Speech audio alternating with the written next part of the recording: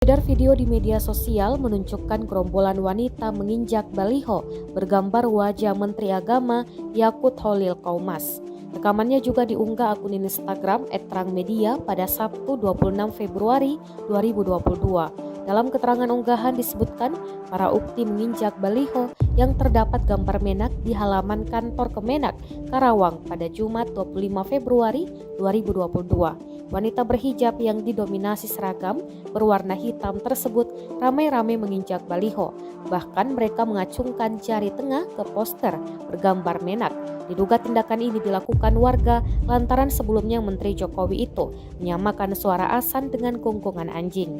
Rekamannya pun menuai berbagai komentar dari warganet.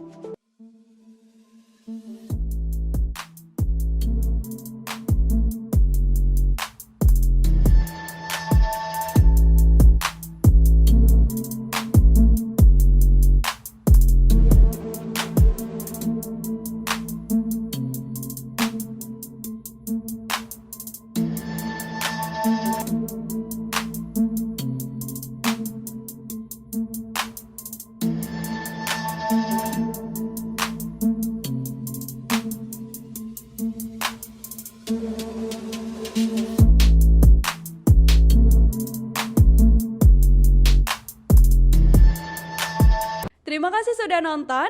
Jangan lupa like, subscribe, dan share ya.